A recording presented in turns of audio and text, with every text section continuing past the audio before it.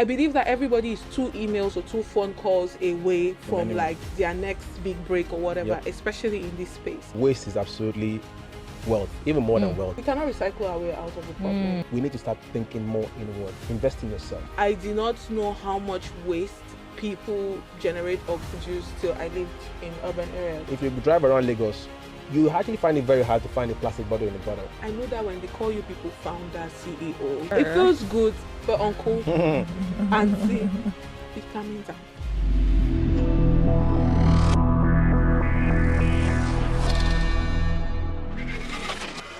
It's a beautiful day right here in the city of Lagos, and we are reaching you from this plush, green, beautiful environment where everything is calm and the ambience is lovely and amazing. You need to come and feel the kind of fresh air I'm feeling and receiving right here. You know, and on that note, I say welcome to another exciting episode of the Naija Eco Vibes Podcast, which is proudly brought to you by the Nigerian Conservation Foundation. You can reach us live anywhere around the world at NCF Nigeria across all platforms, and also at the Naija Eco Vibes Podcast. I am Shomi, Media and Communications Manager for the Nigerian Conservation Foundation. Recently, I traveled, and I just saw you. I passed, I think, somewhere coming, I think from that Vegas, when you're coming into Lagos, there's a huge landmass where they dump waste, like it's a proper waste site. When I passed, I just thought about it, like, what can we do with all of this? What can be done to all of this? And it just got me thinking, and just got me triggered, like, this thing can be more. Yeah. This can evolve into so many things, and and just got me thinking. Tura, I don't know what you have to say about that. Okay, so before I say anything on that, welcome back to our favorite Naija Eco Vibes Podcast, where we are one-stop shop of environmental matters, sustainability, and everything in between. And while we're doing that, we are always sustaining nature one vibe at a time. I remain Sanga Aturate Excella Esquire, the legal and policy officer of Nigerian Conservation Foundation. But you can call me Tura for this show. So back to what Shomi just said concerning the dump of plastics and all of that. I think recent statistics says that Nigeria is actually the second worst polluter in the world in terms of plastic waste. But I don't think we are experts on this field. Communications guy, legal, no. We have experts in this field, and we're going to just let them do credit and justice to their manifesto or portfolio. Like I say, ladies first, right? All right. I'm very happy to be here. My name is Grace Olachimba, and I am co-founder of Climate Action Africa. Yeah. I do not know about being the expert, and I don't think anybody is ever going to be the expert on this, because it's forever an evolving topic. Yeah. We continue to innovate. We continue to find new ways. We even continue to see that the ways that we thought worked are no longer the best, so we need to do better. But I'm happy to be here to have this conversation with you. It's a pleasure to have you. Thank you. My name is Olawale Adebiyi. I am the CEO for Wecyclers, and Wecyclers is a social enterprise that's really focused on helping communities in Lagos and across Nigeria capture value from their waste. And Wecyclers has been in business since 2012, and I'm actually very honored to be here. This is actually a very beautiful set. Thank you so much. The best set I've been on in terms of Wow, come on. I'm not glazing. I'm just really very excited to be here in nature, and excited to talk about what we mentioned. And you talked about Olusosun, which is the dump site that you were referring to. Thank you so much. Yes. There's a lot to talk about when it comes to waste and how waste can be a value. And so I'm excited to have this opportunity. So thank you for the invite. Thank you so much. Yes, and just to cue that in, and our topic today of conversation will be centering around, circular economy, turning waste into wealth. How can we transform this waste we are looking at into something that is more viable? But before we go deeper into that, I'd just like to just ask and just, so we can share with us, how did you come into this space? What's your story like? I want you to go first. Wow, okay. I'm interested to hear that story. Wow, it's actually a very cool story. So my sister actually is the more famous one. I'm kind of the guy in the background. So my sister actually, I'm a quiet guy. So my sister actually started Wecyclers in 2012. So she's her name is Bilikis. She actually was doing an MBA at MIT. And she actually just recently released a book. So I'm going to plug her book. It's called Crazy Lady. And the idea is that she kind of fell on her head and decided to come back to Lagos And she fell on her head. She didn't really have any plan, but she just knew that she wanted to do something to help people at the bottom of the pyramid. And when she came back to Lagos was really struggling with waste at the time. And so Wecyclers started out by her just kind of going into a very low-income community in Surulere, Terekate. And just going in there, seeing how they can incentivize people to give them, their waste in return for rewards. And we started out with just giving them soap and giving them different type of goodies that they can use in their households. And it's such a humble beginning because we started out with just one bicycle, one of the area boys there to help her push the bicycle, and then it became one of our supervisors eventually. Wow. And so the company started out really from the grassroots. And so fast forward 4 years after Wecyclers started out, I was in the States working for this big corporate company, and I one decided to just quit my job out of the blue. Right.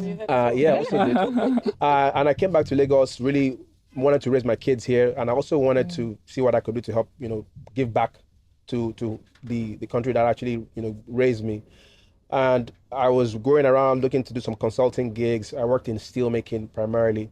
And then Bilikis took me to the hub one day, and, I just went with her to see what I can do. My background is in operations, so I said, I'll just give you advice, tell you how you can streamline things, make things more efficient. And when I walked in there, the thing that struck me was I saw a lot of women that were working, and in recycling, a lot of people use their hand to sort. So we have a lot of women that sort the plastic bottles, sort the caps. And what struck me was that they were really so hardworking, so dedicated. And over the course of a week, I kept seeing them coming every day, coming on time, no sleeping. A lot of the guys were sleeping, surprisingly. But the ladies were working. They worked the full day, and they went home, and they were not earning a lot of money. And I think for me, when I saw what they were earning and how dedicated they were, for me it was very clear that I needed to give my skills to them. I needed to be able to give them whatever the knowledge I had, the experience I had. That's where I needed to put it. So it was clear. And I told Bilikis right there, I said, look, you can't afford to pay me. So I said, but I'll work for you for free. And I will, the moment the company can pay me, then you pay me. For now, I'll work for free. So as I joined Wecyclers as a CEO, she was the CEO then. And then she left the company a year after to go work for the Lagos State government, where she still is now. And I took over as CEO. So that's kind of how I came into the recycling space. Interesting. So it's been a really awesome journey. Maybe 9 years in now working for Wecyclers, and it's kind of, we've had such a really good experience, and I'm really excited to really share some of that with you guys. Awesome. That's so amazing. Yeah. I almost said "oh" at some point because it's so touching. Very passionate story, and it also it strikes something to me. Family businesses, and it's really nice. So how about you, Grace? So I didn't follow my head. I went into it, eyes open. But that was a really great story. Yeah. Olawale. I'm a farm girl. I'm Cameroonian. Oh, yes. Nice. And I grew up in a very, I think, peri-urban, rural community called Bamenda. I doubt anybody here would know it, but yeah, Bamenda. And we're a very small knit community. You know your neighbors and all of that. So I grew up on the farm. Holidays, it is farm Monday to Saturday, I promise you. Wow. And just living in that nature. Yeah. And then, as a young girl, you watch TV, you want to live in the big city. And then you come to the big city and you notice that this is not what I was promised, because why is there so much pollution? And why does everything smell and nothing tastes the same? Because I grew up in a life where you literally harvest and you cook. Right from the source. That was my life growing up. So I missed that a lot, and I felt disconnected from myself, especially when I moved to Lagos 2021. I felt disconnected from myself, like this is not how people are supposed to live. And I think to myself, and I thought to myself that there has to be some kind of way that we go back to what we not necessarily go back, or we invent and innovate within our spaces to live with nature, because we are not separate from nature. I always, I want to go back to no, we're part of nature, we're part of the ecosystem. So how do we do that? So a good friend of mine, Fred, and myself, we decided to co-found Climate Action Africa. And initially it started by just us telling stories about what's happening to the environment, what's happening with great people like Wecyclers and what they're doing to make it better for all of us. And it's evolved to different programs and different projects that we do now across communities, some around circular economy, some around policy. And for me, it's just really, the world is going to rapidly urbanize over the next couple of years, and we're seeing the statistics. And if Lagos and New York and what have you is what urbanization looks like, I think it's really terrible. No offense, but I think it's really just bad for all of us and our health and our mental well-being. So how do we ensure that that happens well? I think and I believe and the data is there and the research is there that it's possible for us to develop and advance without necessarily destroying the ecosystem. So in my own small way, one podcast at a time, one paper at a time, one news article at a time, one connection at a time. How do we, make that happen? So fantastic. I'm almost shedding tears right now. Shami, can you feel this? This passion. It's really good seeing young people. I mean, we're talking about people giving their experiences, their skills, talents, passion, and all of that into this. That's to tell you that in this space there is something important, and it behoves on every one of us to do our part so we can have a sustainable future for our children and our children's children. Looking at the scope, circular economy, for someone who is listening and trying to find their bearing, what does this mean? So what does this mean? Circular economy. I know that something is going around in circles, but what does it mean? I was going to say that to explain it like you're five, it literally means going around in a circle, and there's no end, and there's almost no beginning. There's no end. Everything is in a circle. I give a very good example. I did not know how much waste people generate or produce till I lived in urban areas, because in my household when I was growing up, it's like we did not have waste and we could not see it, because the waste from food goes to the farm or goes to the pigs or goes to the goats or goes to the rabbits or goes to the quails. Like, that's my household. I'm serious. We have goats, pigs, everything, almost everything. I think my mother did snails at some point, and dogs now are everywhere. Your mother literally had the ecosystem at her back. Complete ecosystem. Literally everything is at home. So you know that if you cook food and the leftover rice that is bad, or you're not going to eat, you're going to give it to the pigs or you're going to give it to rabbits. Like when you do cabbage and then the leaves that you're not going to cook, you're going to give it to rabbits and all of that. So I did not know how much waste people actually produce, because that's how I grew up. There was always something to give away. And then the plastics, we always used to keep it. Every mother has that house and that place that there are 10,000 plastics. I don't know if they're ever going to use it. So, it's somewhere stashed in the cupboard. Yes, somewhere stashed in the cupboard. But also, my mother had this collection system. She dug a pit that she felt like was never going to get full, and her plan initially was to do some bioplant. I don't know where she saw it from, but my mother is very innovative. Like, I will do my biogas, and my mommy, where did you see it? She said, don't worry, I will do my biogas. I'm still waiting for her to do it though, but that pit is still there and it's not full. So I did not necessarily know how much waste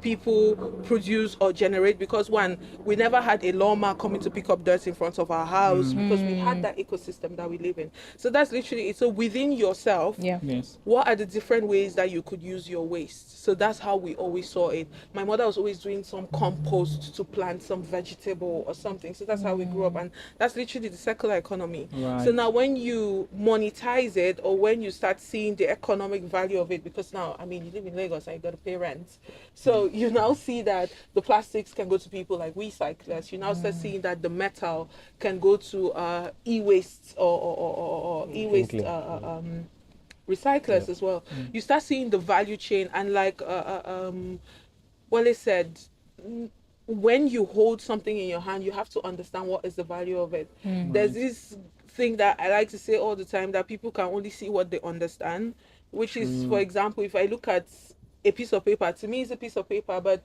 somebody who works in a papeterie is going to tell you that this paper is 10 grams and they use this type of, because they can see it, so they understand it. And I think that it's for us to be conscious at every given time. This thing I am holding in my hand, what is the value of it? Even if it is not to me, to another person or to the ecosystem. Because like he said, even the value of the land that the waste sits on, what's the value of that land in Lagos? Let's think about it. If we had actually converted all that waste into what it was supposed to be meant for, like put it into another value chain. That's really it. Look at the entire value chain. What can this be used for? What can this be used for? Your old clothes, what can it be used for? The nylon bags, what can it be used for? We even now have manufacturing companies that are producing computers and mobile phones of e-waste. because not everybody can afford to buy a $2,000 laptop. But when you want to buy a new one, what are you going to do with it? It's just going to sit there. But there are people who are taking those products and trying to create new affordable devices. This now points to the fact that there is money in this economy, right? We can agree on that. Absolutely. That there is a lot of money. So do you feel the economy, the circular economy, is saturated for Nigeria?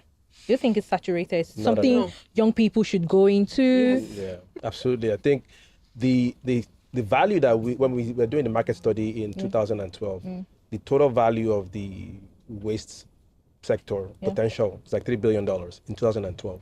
Are you serious? Yeah, In 2012? $3 billion, yeah. It's probably $10 billion. 10 billion right now. Yeah, it's a huge sector that we have barely scratched the surface in terms of, circular economy. Yeah. And I love what you're talking about with circular economy, because that was actually the first thing that we had to get people to start thinking about. What does circular economy mean? It means essentially taking materials and putting it back into the value chain as opposed to just discarding it. And the knowledge point that you mentioned is like some people don't know what they don't know. Right. So you might see a plastic bottle and like, what are they using this for? It's not just trash. But if you notice now, if you drive around Lagos, you actually find it very hard to find a plastic bottle in the gutter, right? 10 years from when we actually started this thing. And part of it is because people actually see the value. Now, it's actually quite high in price of plastics. We are actually exporting plastics to try to sell to countries across the world. So there's a value chain that is driving this. And when people see the value, then there's an opportunity, financial opportunity, and we need that here more than anywhere else. True. Because people don't really have a lot of jobs. So what are the opportunities? We see waste. Let's make that actually value. Yeah. Yes. So the circular economy is what you can actually take and put back into the value chain as quickly as possible. Right. And talking about the actual opportunity, we're just talking about plastics. That's where we are really focused on metals. There's really not a huge metal recycling industry in Nigeria, and the metal recycling industry is tens of billions of dollars in value. I used to work in steel making, and the company I used to work with was the largest recycler in the United States. They used to recycle about 30 million tons of metal a year. You say that's a lot of volume. And so that opportunity also lies here because we import a lot of our steel. We don't recycle the steel. So you have these scrap cars that are parking. Yes. Where do they go? Who uses them? We don't really have the value of just putting it back into the value chain. So there's so many different things. We've barely scratched the surface. So the circular economy to me is the future for us. Is how do you find opportunity to see, how am I going to recycle this? The people that actually create businesses to recycle that, people that actually look for opportunity to actually add value to those things that are considered waste, are the ones that are going to be very successful in the long run because obviously people are lowering the amount of virgin material using plastics, metal, all the iron that we're extracting from the ground is depleting. So what do you have to do? You have to use what is existing and try to recycle it. So circular economy to me is the future. There's a whole lot of recycling in the circular economy space. So now moving away from that, so is recycling equivalent to circular economy? Or is there more to circular economy, so to speak? Are there other aspects, are there other areas, or are there other niches to it because it looks like recycling is the biggest one that people are aware about? Okay, so yes, there's more to it. And just before I answer your question, I want to say that I think globally, recycling alone is 3 trillion. It's about 3 trillion. OECD was putting out some figures. It's about 3 trillion. Sorry, madam. Hold on. Are we saying dollars or naira? No, it's dollars. Habadana. And people are sleeping on this. Yes. Yeah. It's about a $3 trillion economy. And in Nigeria alone, recycling could create about 3 million jobs. Isn't it? By 2030, if we do it right. If we do it and we do it right. By 2030. Yes, it could create about 3 million jobs. If not 5 more, years from now. If not more, it's going to create more jobs. And when he says that it is the future, it literally is, because we are in a country where we have multi-dimensional poverty, about 112 million people, or how many million people living below that poverty line. We are actively trying to develop ourselves, and we cannot keep relying on natural resources to develop ourselves. It's not going to be enough. It's not going to be sustainable. It's not sustainable. It's not going to be enough for a country that is projected to hit 400 million people in a couple of years. Therefore, we have to start thinking about how we use everything around us in a way that sustains us as well. Right. Because if we continue on this current trajectory, can we imagine what 400 million people would look like in Nigeria? and how much pollution that's going to be, how much waste, how much everything. So we therefore have to do it right. And I like the fact that we've monetized this economy, and recycling is not the only way, to get back to your question. So I mean, recycling is not the only way, but recycling right now is the biggest way that we have captured how to do circular economy in Nigeria. Okay. It's currently the most active, it's currently the biggest, it's currently what is employing a lot of people. I failed to ask Wale how many people is employed directly and indirectly already. We probably have about 500 people. You see what I'm saying? Wow. Network, It's created so much jobs. It's helping the government because we pay taxes. Yep. Yes, many taxes. Many taxes. I don't remember that. Heavy. Get ready for 1st of January 2026. Yeah, the new we pay tax taxes, system. you know. So we're contributing to Lagos State government, we're contributing to federal government, we're employing people, we're empowering communities, and all of this in itself is the value that there is. And then when we start to explore what the other R's are, and we start to see how to reuse, how to reduce, like what Lagos State government did in terms of banning single-use plastic. Fantastic. Shout out to the Lagos State government in that one. Cameroon we banned in 2012-ish, but you know, nobody is comparing all of that. And Nigeria was a huge problem for us. Really? Because Cameroon had banned in 2012 thereabouts, but because Nigeria was still actively producing, people were smuggling single-use plastics from Nigeria into Cameroon. If you go to countries like even Kenya, Kenya has banned, but Uganda hasn't banned, and all the other countries. The regional problems, which is why, from a Pan-African perspective, it's important that we all unite and fight this problem, because pollution is not a Nigerian problem; it's an African problem. It's a global problem. Issue. Just to give a cue to, Nigerian Conservation Foundation, we do our own little bit, and what we do here is to sort out our waste. So we have the biodegradables and non-biodegradables. We have about 10 of those recyclable bins scattered in the family park as well as the LCC in itself. So please, a shout out to our NCF now. Give us more credit. And you know, talking about that, I'll just take this cue. And since we're talking about them plastics, single-use plastics and all of that, I'll just take this cue and move to that direction. Talking of statistics, Lagos turns out 13,000 tons of waste daily. If this is not managed properly, it clogs the waterways and leads to flood in the long run. The key thing we need to do here is starting from education and awareness. And on this note, the Nigerian Conservation Foundation, in partnership with the Lagos State government, is taking the message to the street by bringing the 19th edition of the Walk for Nature to you. Drum roll. Right. And you know, every year we have this environmental walk where we raise awareness about key pressing conservation and environmental issues in the country and in the world over. And this year we're looking at pollution, and the theme is Lagos. So we're calling everybody Lagos.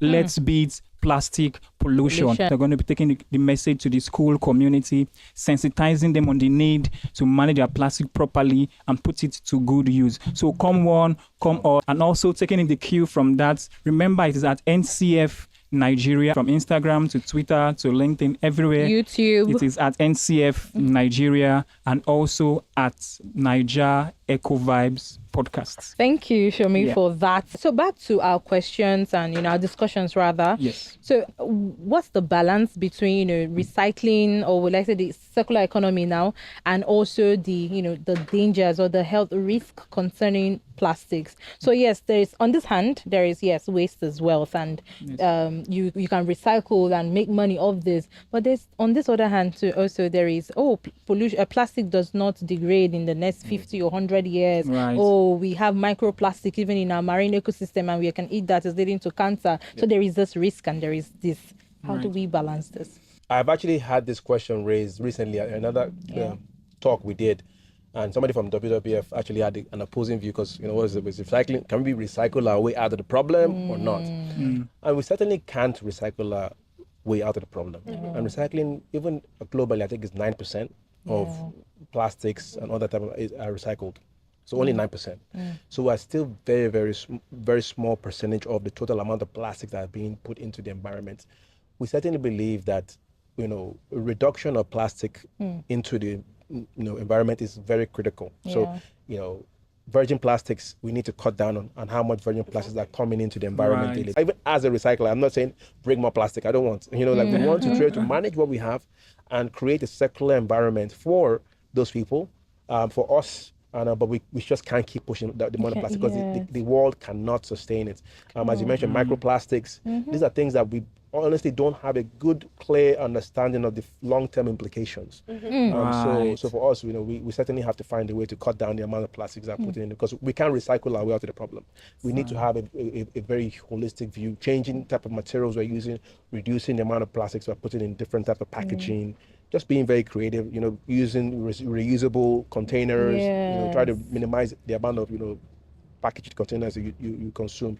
So we definitely think that reduction is also a critical part and a critical component in solving this crisis. You said something earlier, Grace, that we mustn't go back to our traditional ways. So, in the past we had things like glass bottles, we had the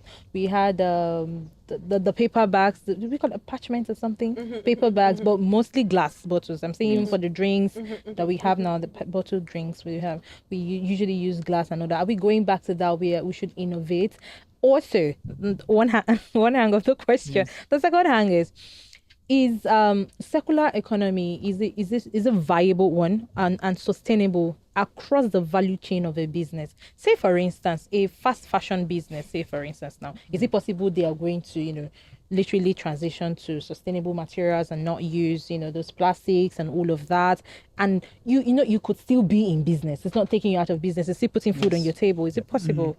Let me not model the questions up now. Let me start by saying that we should address the problem.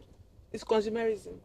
Let's just start there. Okay. Let's call it spade a spade. Let's start there, because why is the fashion fast? Am I going to wear 15 clothes a day? Why is the fashion fast in the first place? It's problematic. And there's this very beautiful documentary on Netflix that I watched, I think 2 years or last year, about it's literally about this, the buy, and how big corporations and fast fashion are re-engineering our minds and everything in terms of you need this, you need to buy this, and you need to have this so that they can produce en masse and they can sell. I don't necessarily think that it's about jobs. Let's be honest about it. Okay. Large manufacturers do not necessarily care about jobs. They do not care about the economy. They do not care about the environment. They care about one thing: is profits. It's about shareholders and the people who've invested and how much money they're going to make from it. So we have to care about ourselves. Which is why he said we cannot recycle our way out of the problem. He did say Plastics are dangerous for us, for our children. I just had a kid and it's thank you. And it's been a nightmare. I literally have never Googled and I spent 3 hours or 4 hours shopping now because I read everything.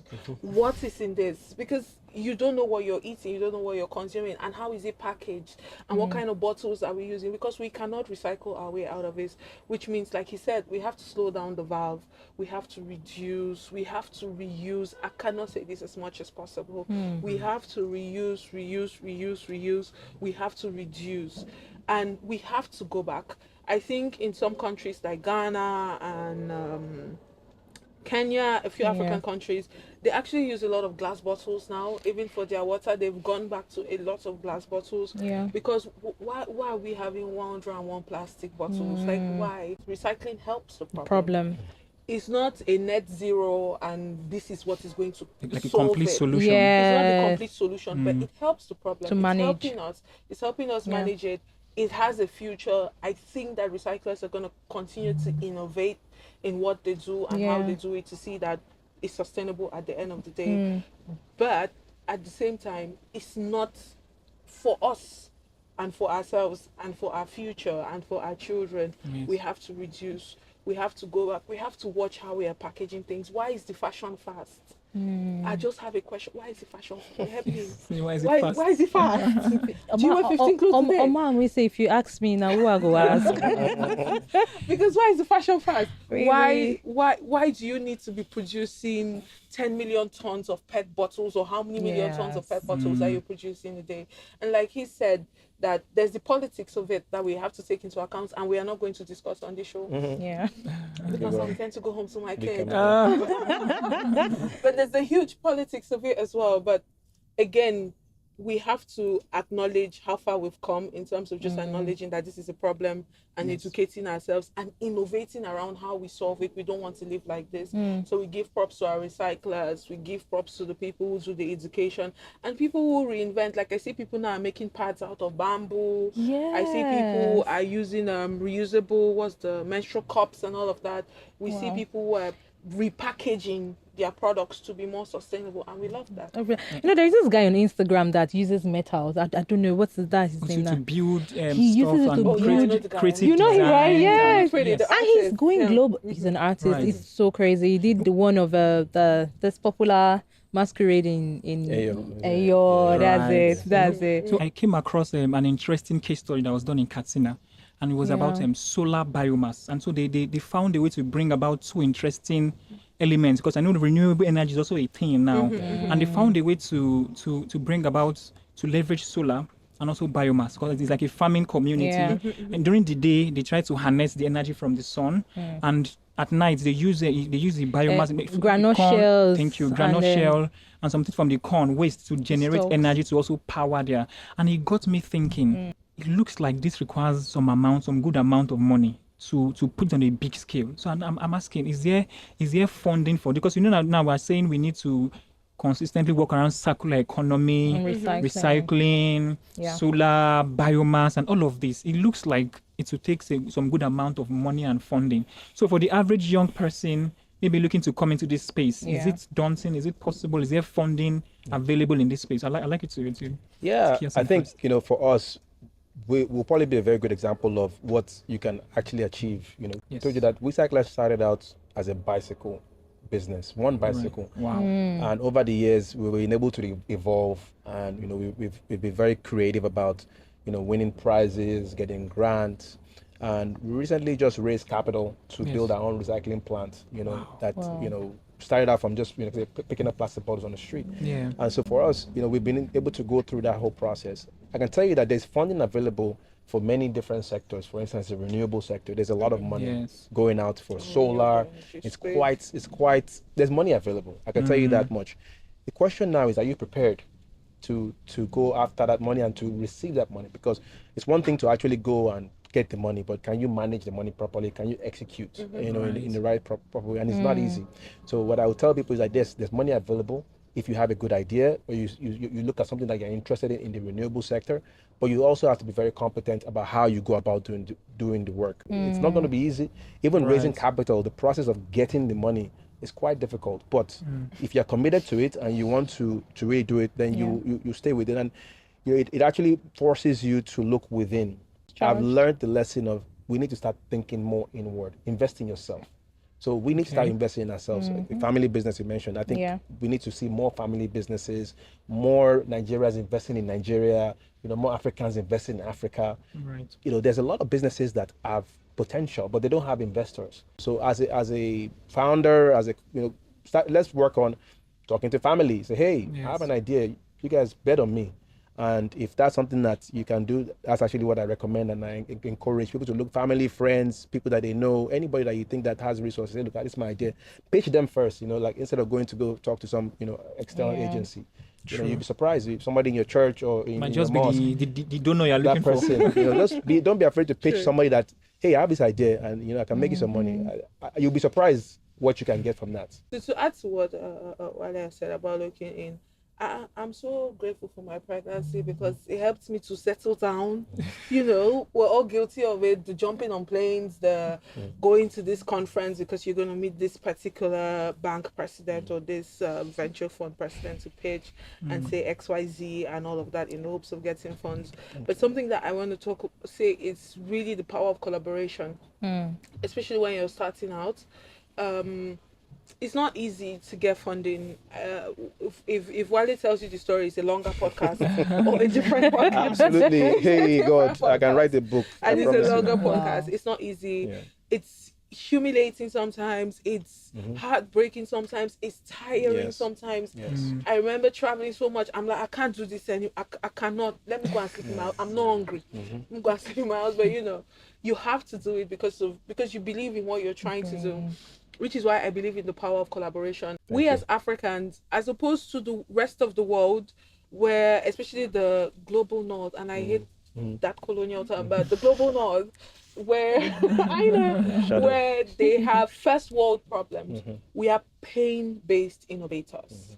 We innovate based off our pain, which is why, for the life of me, I do not understand why we do not support each other a little bit more. What that looks like is Wale is doing Wecyclers. Maybe you cannot have, and he's done this for 9 years or 12 years or however long, 13 years. 2012. Yes, they've been doing that for how long they've been doing it, and you cannot start now, or you want to. How about a partnership to say, okay, I have skills, I have talent. How do we do Wecyclers in Katsina? In Enugu? How do we expand it? I can mobilize my guys in Southeast. What do you need from us? You understand?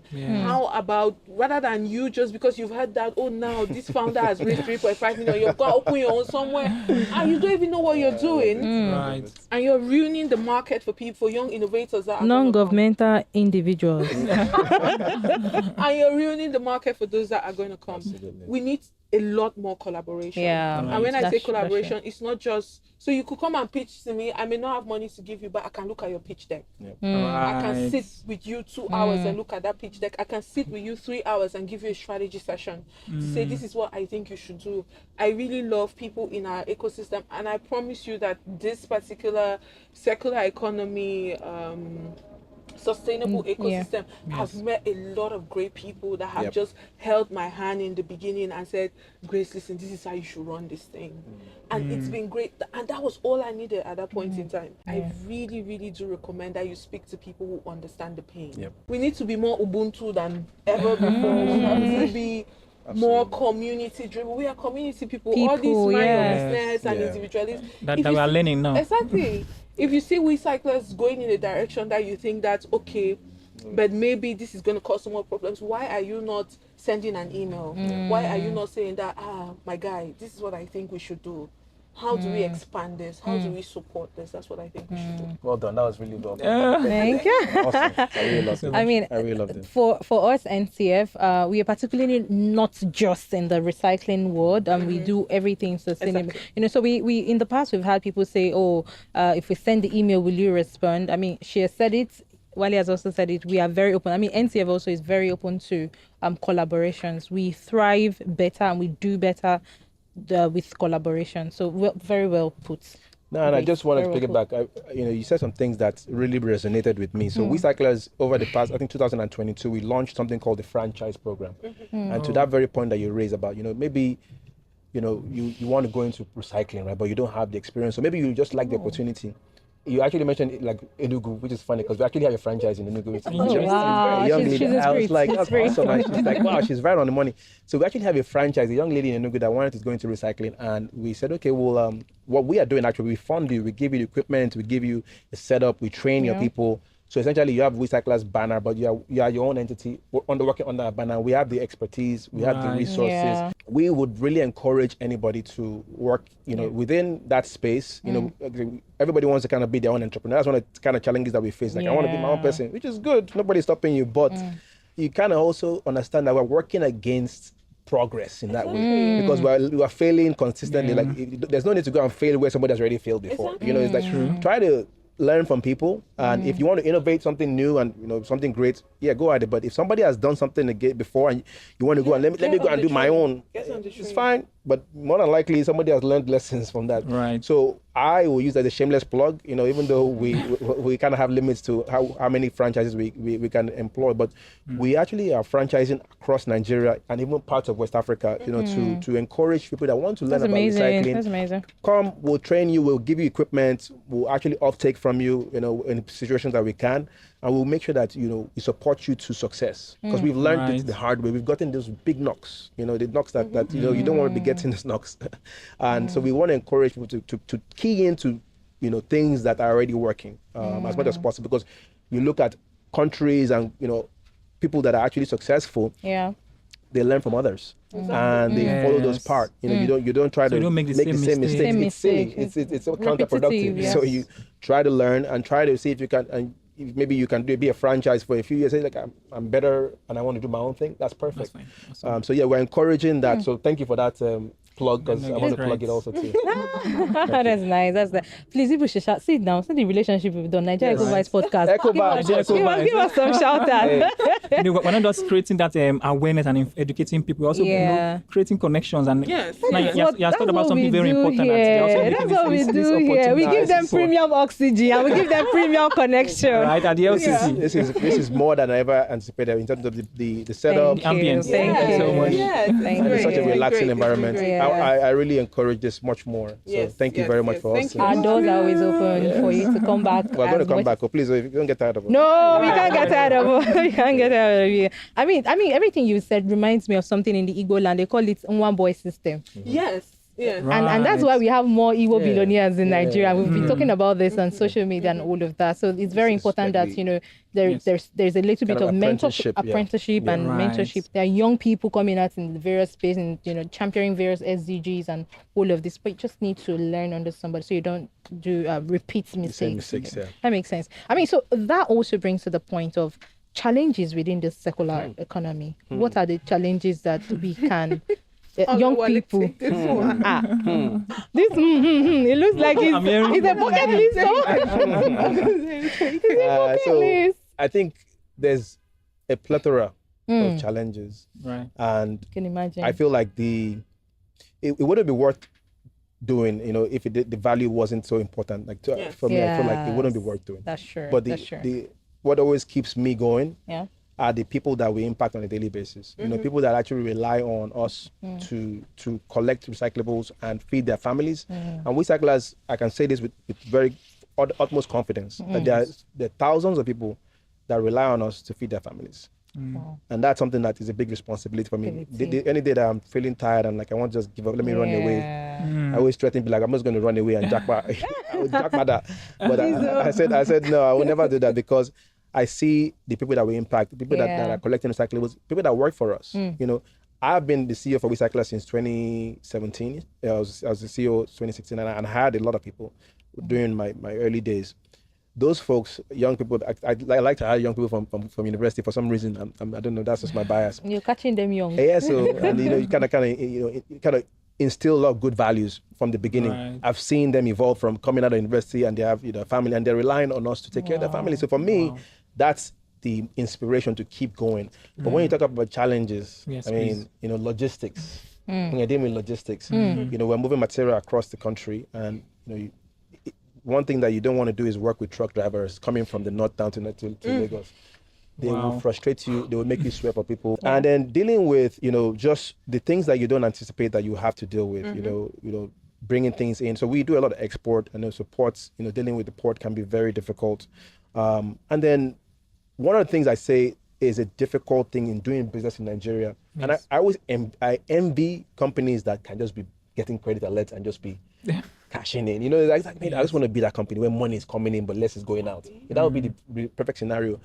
But unfortunately, we're in a sector where there's enough challenges that you're not getting as much value in, but there's a lot of value going out. So that's, as a business, that's really the biggest challenge for me. I mean, if I'm making money hand over fist and I'm facing all the challenges, I don't care. I'm like, we'll keep pushing because the money is making sense. True. But for businesses, you will find that there's just not enough money coming in because the value is not there, well recognized yet. So I think that's what we need to try to overcome is, how do we increase the value that we can get out of these things? So adding value, so we're going up to waste to energy, adding value, recycling. Those are the things that I feel would make the challenges more worthwhile. But challenges come with any scenario. You're going to deal with challenges. Awesome. So I was going to say, because we just tied up together pretty nice. We talked about the fact that you have to have some value you're offering to be able to thrive well in this space. So I would love you to also touch on for somebody coming in, what skill sets should they have? What should they come in with? And because the value is the most important thing. Because even when we talked about community and the fact that we need to help each other out, I can't meet you if you can't. You won't help me if I'm not seeing the value. If I'm not seeing what I'm offering, what I'm bringing to the table. People even pay for value. Generally. Exactly. So as a way of also learning, what skill sets should people coming into this space have? What should they? It could be soft, it could be hard skills. So about challenges, the first thing I'm going to talk about is and I think is the only challenge I'm going to talk about, is the lack of awareness and the lack of education. Like what he said about the fact that people don't see value, because why am I fighting reports? Why am I fighting with drivers? Why do you know the importance of this to our community? Because it's like somebody who is driving ambulance that is carrying blood and organs. You are running. Nobody fights with you on the road, but because now I have to explain the long-windedness of how this recycling, our environment, we used to be one with nature. It's just a long speech and people get tired by the end of it, So there's a lack of awareness, and it's really bad across, from everywhere, from policymakers to the people that you are even. So if sometimes even, I like what he said, because sometimes even people who are picking the plastic, they don't even fully understand what they have done. They are looking at, I have to feed my family, which sometimes is enough. But if they get it, then they get it, and then they do it with a little bit more. Okay, I'm gonna do it. And I think, which is why when we also talk about collaboration in this space, I say it from a place of, you're going to get money, you're going to feed your family, that is great. You're going to go on vacation, which is nice. You can buy yacht and all that. It's great. But from a perspective of, we do not have another planet we are going to. We cannot all go to Mars. It's impossible. 400 million people. I don't think that we understand. This is Lagos with 15 million people, and you can't breathe. Thank you, NCF. Right. You love the energy. But you can't breathe. So imagine times 2. So that's 30 million, 50 million people in Lagos. What does that look like? And it's not like the earth is expanding. Exactly. No. It's not. There's just heavy concentration in some specific places. And you even look at the fact that lack of collaboration is really costing us a lot more than we know. And it's just important that we do that.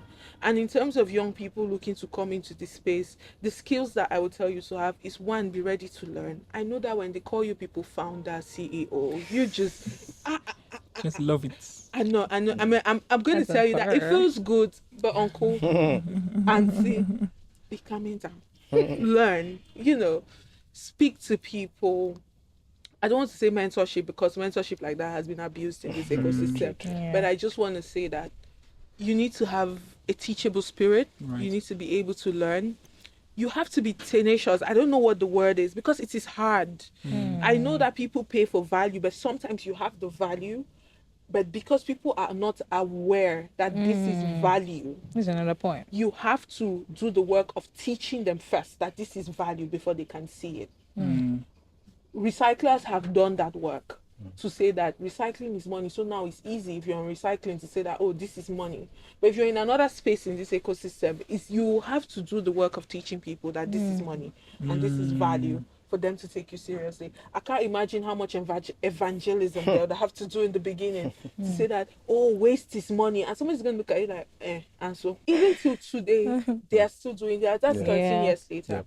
You have to have the strong will, and I think you have to do it from a place of compassion. The word I would look for is like, be resilient. Yes, be resilient. You have to be extremely resilient. Like the number of closed doors, number of no's, number of there are times where you can just imagine this is the worst thing that would happen, and then it happens. It happens. Right. That's I can probably tell you, like, that happened to me many times, where I could imagine what's the worst thing that happened, and then that thing actually did happen. So you need to be very resilient to understand that it's not the end of the road when those things happen, unless you choose for it to be. You can choose, okay, this is it for me, but you can also bounce back and then get back into it and try to understand why you keep doing it. The thing that, for the young people is be very resilient and don't just come in because you're trying to make money. Which is why I say you have to do it from a place of compassion. You have to understand the value of what you're doing to us as a people, to yourself, to your family, to your next generation. And if you come with that mindset, you will be able to find the value. I could talk about the fact that you should have a good operations background. I could talk about the fact that everybody needs to know financial management skills, because trust me, the money not be money. You need to to have all of that. Yeah. But I think it's more the soft skills, right? The soft skills. It's more the soft skills to survive in this space. But there is value. You have to do the work. And I think you also have to be futuristic a bit. Because you have to enter this space knowing that I could do everything right and it wouldn't work, but that would be good enough because I would have laid a foundation for another founder to stand upon and do the work right. Awesome. Because everybody is benefiting today from this tech boom, and nobody is giving flowers to the founders the PFS, the road. and not the people that have tech companies that are 40 years old, that did not raise any Silicon Valley funding and did not do anything, and that failed, and some of them shut their doors. I mean, there's the best story that I can tell is one of these US companies that was trying to do a product for like the longest time, I think 40 years. They were doing a lot of R&D and the product was not working, but it's from that failure that came the mobile phone and the laptop, and it's successful today because there was a founder that said, okay, I'm just gonna do it for the sake of doing it. So you also have to be ready to say that I'm not, even if I fail in quote and unquote, that this is failure because the organization does not continue or because I don't get investors. I have been able to educate, which is how you must do it with everything that you have. That's a very good one, because that is the entire scope of sustainability, doing what we are doing in this present generation so that the next generation could benefit from it. Well, I was going to ask, before we take your final words, like we like to do on the show, looking forward in the next 20 years from now, I'd like to just take where do you see the recycling space, the circular economy as it were as a whole, in the next 20, 30 years down the line? Where do you see Nigeria in the conversation? In terms of recycling, I think, or the circular economy as a whole, I think it's going to be a major contributor to our GDP, just because circular economy is going to fall under manufacturing. Yes. So it's going to be a segment of manufacturing, and what does that currently contribute to our GDP? So we have to look at that, and manufacturing is always going to be there. So the trick now would be in the next 10-20 years to see that at least 80% of our manufacturing is circular. That makes sense. That's what is going to really, make sense for where Nigeria should be. And even in terms of the jobs it's going to create, we just have to keep doing it. And the future is, it's going to form a major part of manufacturing. That's what we hope to see. That's what we know would happen if the Wales don't give up on us. We won't give up. We're not going anywhere. And I think, just to chime in really quickly, I think we believe that, I think 5 years. 20 is actually a long time. In 5 years, we're going to see a huge boom in industry, and that's tied to the renewable and circular economy. 2020 was a turning point. Yes. I think there was a regulation that was passed in 2018 that allowed us to start, kind of recycling plastic bottles, which is the largest quantity. So policy, I think, is going to be a big shift. And once people see opportunities, in the past 4 years or 5 years, there's been 4 new recycling plants built. Bottle-to-bottle recycling plant. There was only one when we started business. Wow. 2020-2025, there's 4 new ones built. Wow. Interesting. So it just shows that we quadrupled capacity in 4 years. Heavily. And we are building our own too, so that's going to add more capacity to. So I do feel like we're going to see a huge shift in the next 5 years because of the opportunity, and obviously I think the biggest bottleneck will be power.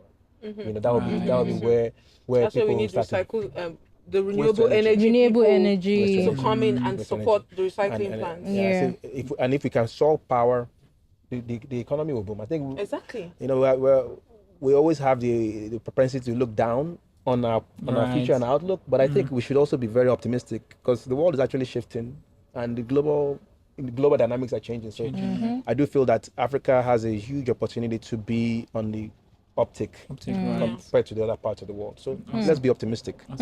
Next 20 years, I think we'll be doing well. I love big this. things, great things. We started this podcast with very compassionate story, and now we are ending energetically. We're bullish. We've got bullish. You're bullish. So, and Naija Eco Vibes Podcast has now been powerfully endorsed. Drum roll.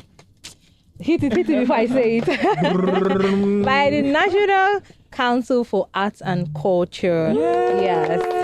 And we're super excited to collaborate with them. Speaking on collaborations, and we are they're in full support of what we are doing. They love what we're doing, and we're going to be engaging with them too on their sustainability plans for their other projects across Nigeria. Awesome. The president, Obi Asika, has been fully supportive of the Eco Vibes podcast, and we are enjoining other good Nigerian citizens to please come on board. Let's collaborate, as we've heard from Wale and our expert Grace. At this point. Thank you so much, guys. So we'll take the final words, especially the call to action. It seems like Grace is recalibrating. Oh, you want me to go first? Please go. Okay. So I think I spoke about it earlier. I think my own call to action is for us to look within. Over the past couple of years, I've had a lot of experiences with raising capital to bring in resources to Nigeria, and more I feel that there's a lot of value that we're not extracting from within our society. So I ask all entrepreneurs, all individuals, anybody that wants to really go and start something now, start from within. Let's look how we can develop our own communities, our own people, rather than going outside to raise capital. We can do it from here. Find your people in your church, your people in your mosque, your people in your communities, invest in your own businesses, and as an entrepreneur, raise capital from within. So that's my own call to action. Fantastic. I think anybody was listened to me to this point, I'm going to talk about supporting the entrepreneurs around you. It's really important. They do the hard work of going ahead to see what the road looks like, to warn us, to even just innovate, to make life better for us. So I think we need to support the entrepreneurs around us a lot more. So we have a lot of pain around us. Everybody watching this podcast now, living in Africa, living in Nigeria, you can identify one pain point that is linked to the environment, is linked to secularity and all of that. If you haven't seen anybody doing it, do it. Find the opportunities. Google is your friend. Reach out to people on LinkedIn, like search LinkedIn, do anything, because we need more innovators. As much as we want to support those that are existing, we need more people to come into the space with your skills, with your talents. If you don't have money, if somebody comes to you in your church, in your mosque, and you don't have money, what is it that you have? Is it a connection? Is it an introduction? Introduce that person to somebody who knows somebody who knows somebody. I believe that everybody is 2 emails or 2 phone calls away from their next big break or whatever, especially in this space. So if you reach out and you don't have, but you know somebody that can help this person, do that for them. I think the circular economy is what we should have started with. Unfortunately, we did not, but we are here now, and it's something that we need to double down on. We need to innovate more, and we need to support our innovators. So thank you very much. Thank you so much. I had an interesting quote that caught my attention, and it said, waste is not a waste until you waste it. True. That's nice. Well said. I thought about it, I was like, okay, waste is not a waste until so that means everything, and it just keys so much into our circular economic conversation. Yeah, that makes sense. So we have a tradition on the Naija Eco Vibes podcast. Nice. Yes. So you're going to leave your watermark now. So please, you're just going to have to sign. Be carefully hold it so that I don't pop the top. Yeah, that's fine. Okay, that's fine. Thank you. Let me help you. Okay. So you can say I was here. I was there actually. We do that then in secondary school, boarding school. In the wall. Oh, he actually did that. Thank you. Okay, so where do we go? Awesome. Thank you so much. Thank you. It's Thank you for having me. Yeah, thank you so much for joining us on the Naija Eco Vibes podcast. Thank you we're so so glad much. to have you. Appreciate you guys. so Thanks for the much. hospitality. Thank you for And having us. just to emphasize that everything is Awesome. eco-friendly. Yeah. Yes. Thank you. I have my own T-shirt now. Yes, you do, and your my own bamboo bottle. Exactly. Thank you. Thank you so much. Yeah. Thank you for, and just so you know, if you want to come back again, you have another one. Please. So this is Thank you. this is your call Thank to you. come back, and then we have more. The environmental space is not. The conversation doesn't stop. It doesn't end. It's convoluting, ever growing, ever evolving. On and on. Secular. That's the word. Nice one. Thank you so much. And to our audience, our viewers out there, we've learned so much. We've been enlightened. We have unlearned. relearn, and we are still learning, and we're enjoying you. So please follow up with the podcast. Your own quota to sustainability or having a better environment in Nigeria for you to share this podcast. Yes, exactly. Share. Right. Comment. Do your own part. Play your quota, and then let's know what you think in the comment section. Who you want to see next? Who knows? And the topic you want us to talk about. What's your own pain points? As Grace said, what's your pain point? Thank you so much. I mean, we remain Naija Eco Vibes Podcast. I will be right here in the heart of Lekki Conservation Foundation for another episode of the Naija Eco Vibes Podcast. Sustaining nature. One vibe at a time. Voila.